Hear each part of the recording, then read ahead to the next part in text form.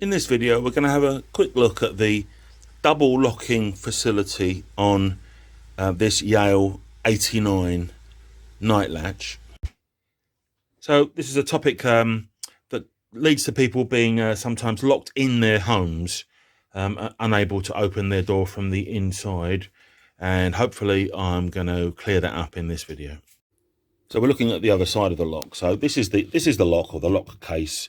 And this is the cylinder. Some people call it the barrel. This is the cylinder. This particular one is not fitted with the Yale original one. It's one of our security cylinders. So with the lock in its normal resting position, if you like this, it's not double locked. That means that the bolt can go in and out, and you can open it with the handle like that from the inside.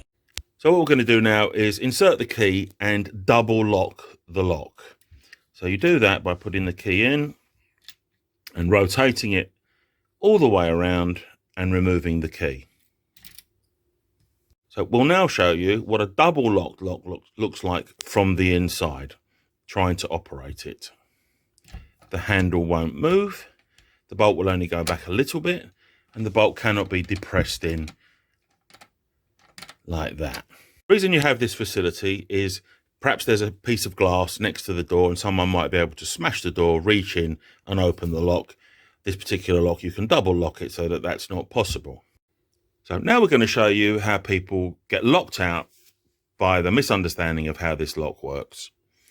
So let's say you're arriving at the property and you put the key in and you open the lock in the normal way and you push the door open with the key still in position, and then you're trying to remove your key and you fumble for a minute, and inadvertently, you've rotated it all the way around. Oh, your key comes out, it must be right. But actually what you've done is you've double locked. But the door's open. Yeah, so the door's in the open position, but the lock is actually double locked.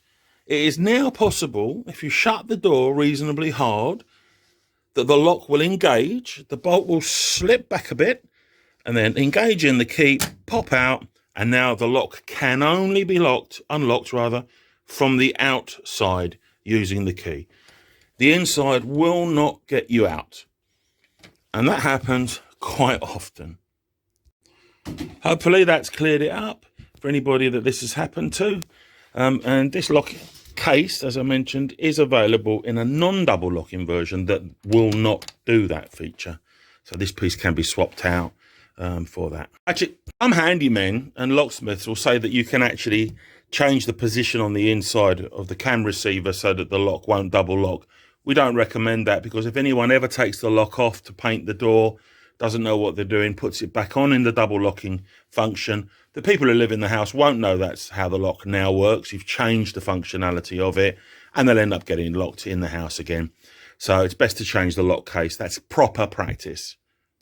One additional thing that I might add is that as locksmiths, often when we're called to change locks in inverted commas, we don't change the lock. There's no need to change this piece.